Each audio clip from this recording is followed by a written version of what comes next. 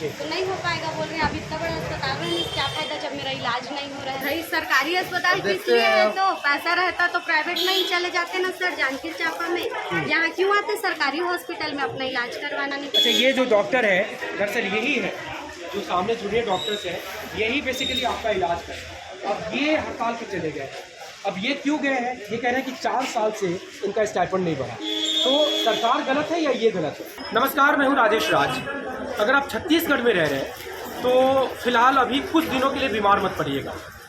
आप सीरियसली लीजिए, हंसने की बात नहीं है। और बीमार पड़ भी गए तो कोशिश कीजिएगा कि मरने की नौबत ना आए। वजह ये है कि फ़िलहाल आपको इलाज नहीं मिलेगा सरकारी अस्पताल में, और अगर गरीब है तो बिल्कुल कोशिश करिएगा कि बीमार नहीं पड़ना है, और पड़ना है तो सरकारी अस्पताल में नहीं आना है। मजाक की बात नहीं है, बात बहुत सीरियस है। इसलिए क्योंकि प्रदेश के जितने सारे जूनियर डॉक्टर्स हैं वो हड़ताल पर हैं, और आपको भी पता है कि सरकारी अस्पतालों में जो जूनियर डॉक्टर्स होते हैं वही बैकबोन होते हैं उनके पूरे सिस्टम का। क्योंकि अगर आप एडमिट होते हैं तो दिन रात की केयर यही जूनियर डॉक्टर्स करते हैं, और इन्हें हड़ताल पर जाना पड़ा, मजबूर होना पड़ा। क्यों? क्योंकि 4 सालों से स्टाइपेंड नहीं बढ़ा, और बढ़ाने को लेकर के इन्होंने कई बार आंदोलन किया। सरकार ने कहा कि बात मानेंगे, आप आंदोलन खत्म कर लीजिए। जनवरी की वो हड़ताल थी, मैं खुद कवर कर रहा था उस समय। हालांकि जूडो की जो बॉडी थी वो दूसरी थी, अभी जूडो की नई बॉडी है।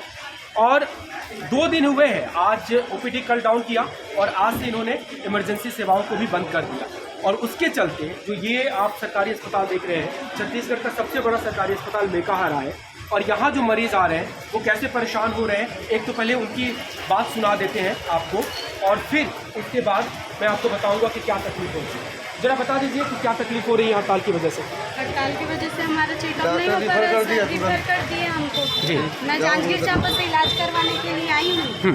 मेरे लेफ्ट साइड का किडनी में क्या बोलते हैं मवाद जम गया, राइट साइड का में वो पथरी हो गया, तो उसका इलाज के लिए मैं यहाँ आई हूँ। तो नहीं हो पाएगा बोल रहे हैं। अब इतना बड़ा अस्पताल में क्या फायदा जब मेरा इलाज नहीं हो रहा है। फिर मेरे को डीकेएस हॉस्पिटल जाना पड़ रहा है। डॉक्टर क्या बोले यहाँ पे? सीनियर डॉक्टर यहाँ नहीं होगा, आप बता दीजिए। यहाँ नहीं होगा, बोला डीकेएस अस्पताल जाओ बोला। अच्छा, तो डीकेएस में भी तो डॉक्टर नहीं होंगे वहाँ भी, तो अब क्या करेंगे? इतना दूर से आए हैं, फिर वापस जाना पड़ेगा हम लोग को। और जांजगीर से आए हैं आप? जांजगीर चांपा से। कब तक आएंगे ये कुछ बता रहे हैं डॉक्टर? कुछ भी नहीं। बस रिफर का वो लगा दिया। तो प्राइवेट में जा पाएंगे? वहाँ का इलाज का खर्च उठा पाएंगे आप? भाई सरकारी अस्पताल किस लिए है? तो पैसा रहता तो प्राइवेट में ही चले जाते ना सर, जांजगीर चांपा में। यहाँ क्यों आते सरकारी हॉस्पिटल में अपना इलाज करवाने? अच्छा, ये जो डॉक्टर है दरअसल यही है जो सामने जूनियर डॉक्टर्स हैं, यही बेसिकली आपका इलाज करते हैं। अब ये हड़ताल पे चले गए। अब ये क्यों गए हैं? ये कह रहे हैं कि 4 साल से इनका स्टाइपेंड नहीं बढ़ा। तो सरकार गलत है या ये गलत है? आप क्या मानते हैं? सरकार उनको सुविधा देती कुछ भी, तो वो लोग हड़ताल ही क्यों करते? सरकार को भी सोचना चाहिए इनके बारे में। जब डॉक्टर हम लोग के बारे में सोच रहे हैं तो सरकार उनके बारे में सोचेंगे तभी। आप बताइए सरकार को क्या करना चाहिए था? उनकी मांगे पूरा करना चाहिए। हम जो मांग है वो पूरा करके ना जल्दी इसको खत्म करना क्योंकि चाहिए। पिस तो आम जनता रही है भाई, उनकी हड़ताल है। उनकी हड़ताल है तो हम लोग का वो इतना डिलीवरी पेशेंट है, हर चीज़ है, जो भी सब अपना तकलीफ बता रहे हैं और जा रहे हैं। पानी भी गिर रहा है। हाँ। इतना दूर से आने में क्या फायदा हो रहा है जब हम लोग का इलाज ही नहीं हो पा रहा है। बिल्कुल। चलिए, ये आपने सुना, जूनियर डॉक्टर्स आपके सपोर्ट में तो है, लेकिन बार बार फिर वही बात आती है। पिछली बार हड़ताल हुई थी, स्वास्थ्य मंत्री कह रहे थे कि आप ऐसे सिचुएशन में जहाँ पे आपको हड़ताल पे जाने की इजाज़त नहीं होती, क्या करेंगे? जी 24 घंटे हो चुके हैं, और मैं तो कहूँगा हम पिछले 25 तारीख से हम हमारी जो कैंपेन है उसको 25 तारीख से चला रहे हैं। बट आज दिनांक तक सरकार और शासन प्रशासन की ओर से कोई ठोस पहल नहीं हुई है, और इट्स हाई टाइम आप सरकार और शासन प्रशासन को समझना होगा कि जो ये प्रदेश का जो सबसे बड़ा सरकारी अस्पताल है, जो पहले 700 या 800 डॉक्टर्स जिनको चला रहे थे, आज से केवल 200 डॉक्टर्स चलाएंगे। तो ये कहीं ना कहीं इस प्रदेश की जो सबसे बड़ी सरकारी अस्पताल की जो स्वास्थ्य व्यवस्था है वो चरमरा जाएगी। चलिए, आप थोड़ा सा समझाइएगा कि जो सीनियर डॉक्टर्स होते हैं वो तो आते हैं, देखते हैं, बहुत गंभीर अगर कोई हुआ तो ऑन कॉल वो आएंगे, लेकिन जो एडमिट होते हैं चाहे दिन हो या रात हो, असल सेवा तो आप ही लोग करते हैं। देखिए, जो जूनियर डॉक्टर्स होते हैं उनकी पूरी ड्यूटी जो है 24 से 48 घंटे की जो है लगातार ड्यूटी होती है, और जूनियर डॉक्टर्स को हमेशा अस्पताल में रहना पड़ता है, और हम रहते भी हैं, मरीजों की पूरी सेवा करते हैं, चाहे वो ICU से लेकर वार्ड हो, चाहे OPD हो। कुल मिला के जूनियर डॉक्टर एक रीढ़ की हड्डी है पूरे अस्पताल प्रशासन की, जो पूरा अस्पताल को चलाते हैं। अगर जूनियर डॉक्टर अस्पताल में रहे तो बेशक ये जो स्वास्थ्य सेवाएं हैं वो चरमराएंगी, लेकिन क्या ये सरकार की जिम्मेदारी नहीं बनती है कि मरीजों की जो इतनी परेशानियां आ रही है, हमको इतनी परेशानियों का सामना करना पड़ रहा है, तो हमारी जो डिमांड्स हैं, हमारी जो क्या बोलते हैं सरकार को लेकर हमारी जो विसंगति होनी चाहिए वेतन में, वो सरकार ना करे। जी, अच्छा, आप क्या कहेंगे? अभी OPD तो वह कैसे करके भी चला लेंगे क्योंकि सारे सीनियर्स हैं, लेकिन जो OPD में है उनको दवाई लिखने वाला, पर्ची बनाने वाला जूनियर डॉक्टर नहीं मिला, और हमने कुछ मरीजों को देखा, उनको कंसल्टेंसी तो मिल गई लेकिन दवाई नहीं मिल रही है। अब जो एडमिट होंगे उनको आपकी सर्विस नहीं मिलेगी, तो ये तो बहुत गंभीर स्थिति हो जाएगी। बेशक गंभीर स्थिति होगी, पर यह भी जानना ज़रूरी है कि जो सेवा दे रहे हैं अस्पताल के अंदर, अब वो मैनेज कर रहे हैं जैसे हम भी मैनेज कर रहे हैं यहाँ पर। हम भी एक आम जनता ही है इस अस्पताल के बाहर, हमें भी अपनी आजीविका चलाने के लिए जो तनख्वाह हमें मिलती है, अब इस महंगाई के दर पे हमारा जब इंक्रीमेंट नहीं हो रहा है, महंगाई दिन ब दिन बढ़ती जा रही है, हमें भी अपने गृहस्थी संभालनी है, इतनी महंगी किताबें होती हैं हमारी, और जितने जो हमारे खर्चे हैं हॉस्टल की पढ़ाई के, और ये सब भी हमें देखना होता है, होम लोन है, एजुकेशन लोन है, उन सब की भरपाई करने के लिए भी जो हमारा वेतन है वो हमें बहुत कम पड़ रहा है। तो हमारी मांगे जायज़ है, लेकिन कभी मंत्री जी कहते हैं कि आप तो भगवान हैं जी, आपको लोगों का सोचना चाहिए, लोगों की जान न जाए, इस पर भी विचार करना चाहिए। ये ऐसे भगवान हैं जब कह कर के आपको कहा जाता है कि लौट आइए, तो फिर क्या कहेंगी आप ऐसे समय के लिए?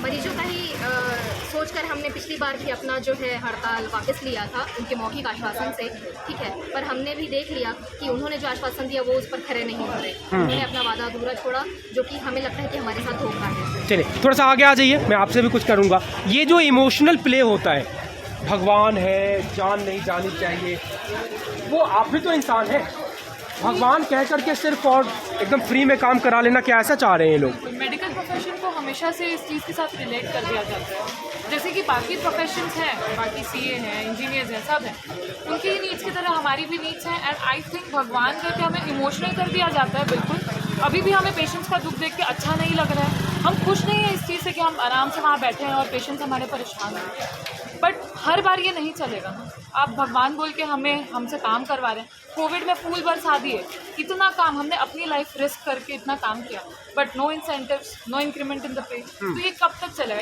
एक ऐसा पॉइंट आता है जब हम भी थक हार जाते हैं, हमें लगता है कि बस अब इसके बाद हम नहीं और सकते। सरकार दूसरों के लिए तो करती है, मतलब आप देखिए आंदोलन कर रहे हैं किसानों के लिए, कर अच्छी बात है, सभी हमारे राज्य के नागरिक हैं, लेकिन फिर ये मेडिकल की चीज़ों को एकदम उनको ऐसा क्यों लगता है कि नहीं चलेगा, क्या कर लेंगे, चला लेंगे, ऐसा कोई माइंडसेट आपको लगता है क्या कि सरकार, सोसाइटी सब में प्रिवेल कर गई है, बस डॉक्टर को ही फीस नहीं देना है? अगर आप वकील के पास जाएंगे वो तो नहीं बोलता कि हम भगवान हैं, लेकिन जो फीस है वो तो चाहिए, वहाँ तो सिर्फ आपको किसी कानून से बचाते हैं, आप तो जान बचाते हैं, उसके बावजूद आपको रिवॉर्ड नहीं मिलता। देखिए, ये हमारा सबसे बड़ा एडवांटेज भी है, और ये कहीं ना कहीं प्रशासन हमारा डिसएडवांटेज भी उठाती है। हम मरीज़ के बारे में सोच के हम लोग दिन रात मेहनत करते हैं। पिछले बार भी हम जो स्ट्राइक किए थे उसमें हम लोग कॉल ऑफ इसीलिए किए थे क्योंकि हमको हमारे मरीजों का ये हित देखा नहीं गया, लेकिन ये दर बदर ये 4 साल 5 साल की मांगे है सर। हम भी एक इंसान है, और इस चीज़ को फिर हम लोग को हर बार विलन बना दिया जाता, और हम पहले ही बोल चुके हैं कि हम क्वालिटी पीपल्स, हम लोग क्वांटिटी पीपल्स नहीं है। तो मुझे तो यही लगता है, या पूरे हमारे मेडिकल को यही लगता है कि हमारी जो संख्या वो काफ़ी कम है। एज पर देखा जाए अगर इलेक्शन पॉइंट ऑफ व्यू तो हमारी वोट बैंक काफ़ी कम है, तो जिस कारण मुझे ऐसा लगता है, और जितने अभी माननीय मुख्यमंत्री जी ने जितने बजट में ये सारी चीज़ें बढ़ाई है, और हमारा एक बार भी जिक्र नहीं हुआ हमारे स्ट्राइक कॉल ऑफ करने के बाद भी हमारा थोड़ा भी नहीं सोचा था। मुझे ये लगता है मतलब ये कि आप वोट बैंक नहीं है इसलिए सुन नहीं रहे, तो मुझे यही लगता है कि हम वोट बैंक नहीं है इसलिए। एक आखिरी सवाल, क्योंकि आपने शुरू किया, जैसे ही 2, 4, 5 दिन, एक सप्ताह बीतेंगे, हाहाकार मचेगी, और मचेगी तो फिर 2 बातें होती हैं, वही इमोशनल प्ले, और नहीं तो फिर कार्रवाई का डर। आपके खिलाफ कड़ी कार्रवाई होगी, स्ट्राइक कॉल ऑफ कर लीजिए, नहीं तो फिर एक्शन लेंगे।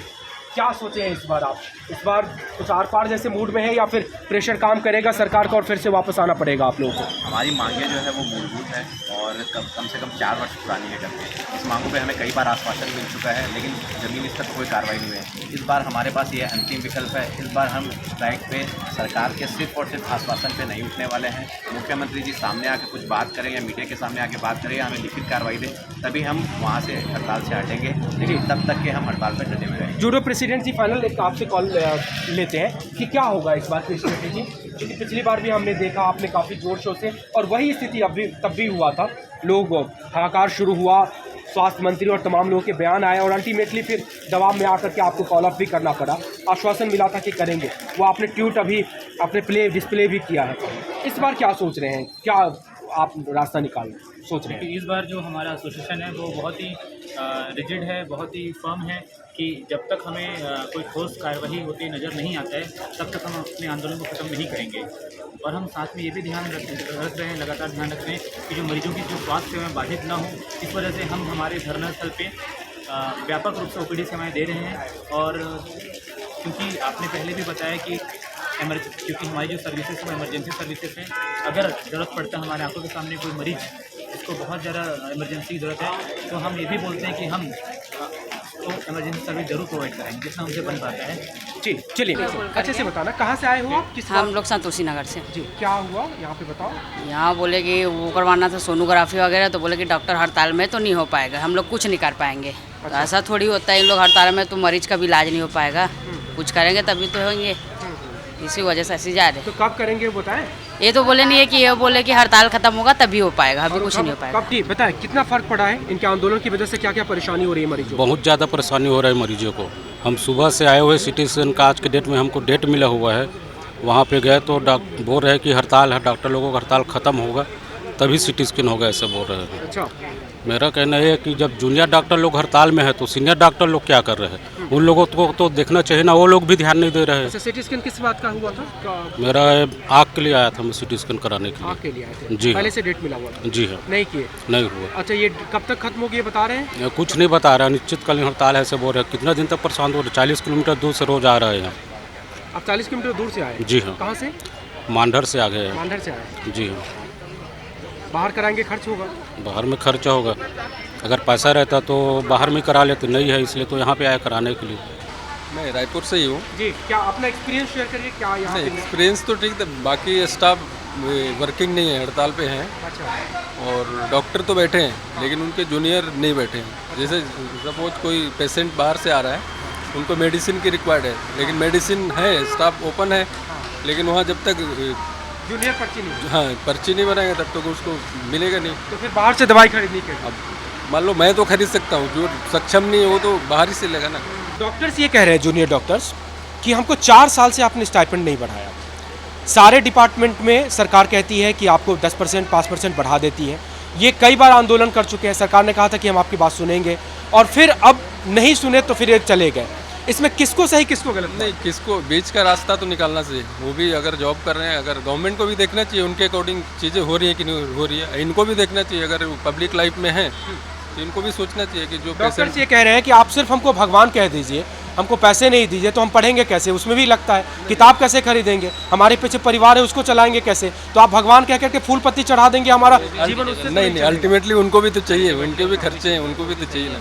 सोचना चाहिए दोनों लोग को, गवर्नमेंट को भी सोचना चाहिए, इनको भी सोचना चाहिए। गवर्नमेंट दूसरों को तो बढ़ा देती है, किसान का 2800 रुपये में धान खरीद रही है, दूसरे सरकारी लोगों का DA पेंशन बढ़ा देते हैं। अब ये लोग जो इलाज करते हैं इनके ऊपर जिम्मेदारी है, इनका वेतन नहीं बढ़ाते हैं, हड़ताल पे चले जाते हैं। गलत किसको मानते हैं, सही किसको मानते हैं? नहीं, डेफिनेटली वो उनकी जगह सही है वो जो कह रहे हैं, क्योंकि आप उनको भगवान बोलने से तो उनका घर द्वार नहीं चलेगा ना। आपको उनके भी बीच का कुछ आपको सॉल्यूशन निकालना पड़ेगा।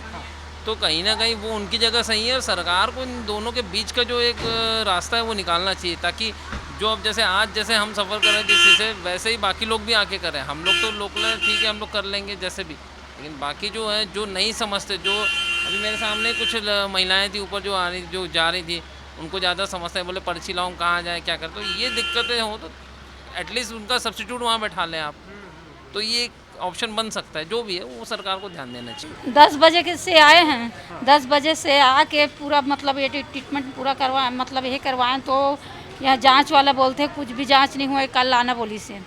ओकर बाद में तारीख ले काहे के लिए नहीं हो रही जांच? अब पता नहीं है, यहाँ हड़ताल में बैठे हैं तो डॉक्टर नहीं है बोला थे। ओकर बाद में फिर ये सोनोग्राफर के तारीख लें तो जब तक हड़ताल ख़त्म नहीं हुई जब तक तारीख नहीं देन बोली से। ये देखिए पर्ची। हाँ पर्ची डेट नहीं है। हाँ डेट नहीं देन बोली से, हड़ताल ख़त्म हुई तभी डेट देवो बोली से। ये सही ढंग से इलाज तो करे पेशेंट के, हैं हर साल तो बढ़ा दे होकर मन के। तो ये एक इमोशनल नैतिक दायित्व है और इसी के चलते उन्होंने पीछे ओपीडी शुरू किया। और जूडो के प्रेसिडेंट है, उन्होंने कहा कि अगर उनको लगता है सामने कोई पेशेंट तड़प रहा है, इमरजेंसी सेवा की ज़रूरत है तो वो भी देंगे। लेकिन इस बार इमोशनल प्ले नहीं चलेगा, सरकार को सोचना पड़ेगा। इनकी भी पढ़ाई है, जिम्मेदारी है, परिवार है पीछे, और 4 सालों से स्टाइपेंड नहीं बढ़ा तो फिर सबके लिए सरकार के पास पैसे होते हैं, इमरजेंसी सेवा देते हैं। इनके बिना देश का हेल्थ का सेटअप नहीं चल सकता, राज्य का हेल्थ सेटअप नहीं चल सकता। तो फिर इनके मांगों को लेकर के सरकार इतनी ज़्यादा रिजिड क्यों हो जाती है, इतनी उदासीन क्यों हो जाती है?